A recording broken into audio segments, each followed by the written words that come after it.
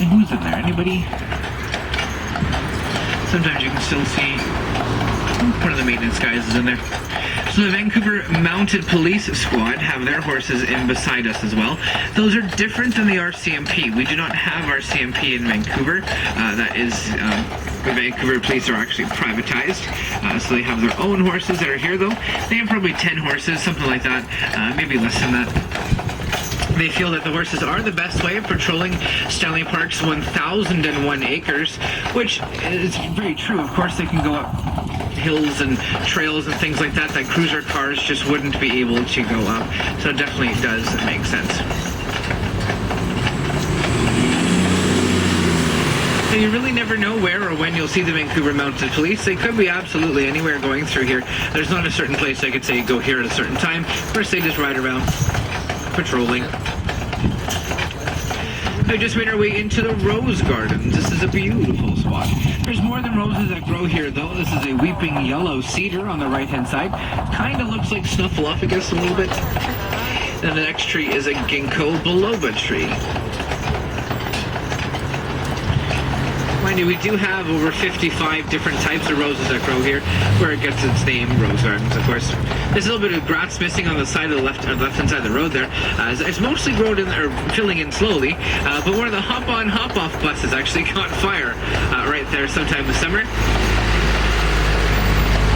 happened to be one of the buses with our advertising on it.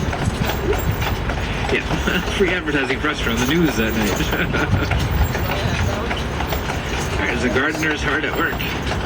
These guys work all year round to make sure this place is always perfect.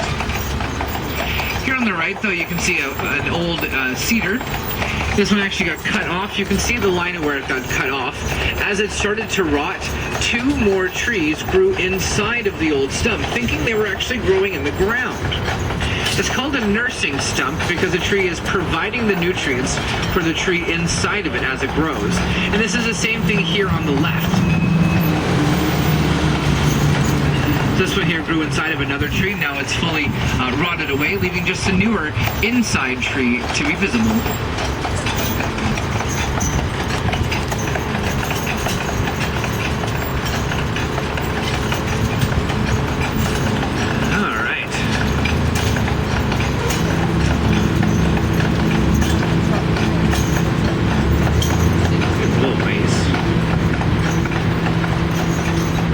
Thank you. Oh, you got one little patch left. They're very nice, but so they always shut off the mowers, the blowers, all those different things when the horses go by. Same with the ambulances, fire trucks, they always turn off their sirens when they pass by the horses. Easy, buddy. Easy, buddy. You're slipping down the hill.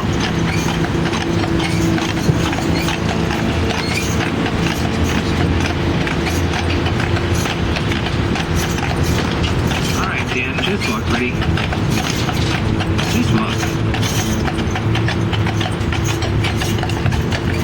So the 1,001 acres that Stanley Park was originally put aside by the Canadian military to make sure that the Americans didn't try to come through the Vancouver waterway and take over the capital of British Columbia, which used to be a city called New Westminster.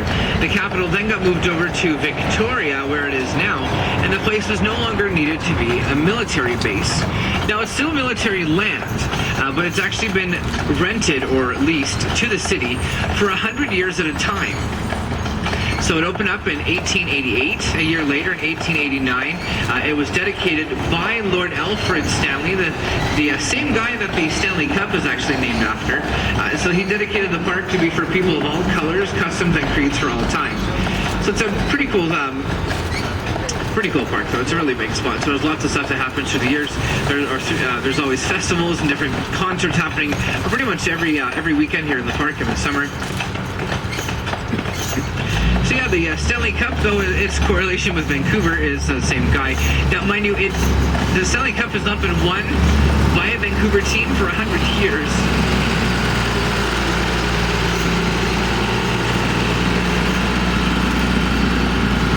No, the last team to win the Stanley Cup was not the Vancouver Canucks, our current team. Back in 1915, those guys weren't around.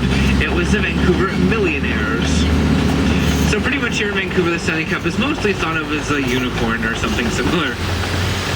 Something we've all heard of, just have never ever seen. This is the last of the monuments we see today coming by on the left. It's actually built in 1905 for Queen Victoria. She passed away in 1901, but it was built as a tribute to her. The lion's mouth there was actually where the water came out of to fill up the basin below. Now to drink from that basin, there was a brass cup that was chained onto the wall. Now being chained on, of course, they weren't able to sterilize that properly, so they shut it down after a while. Of course, they're wondering where things like smallpox and dysentery were coming from.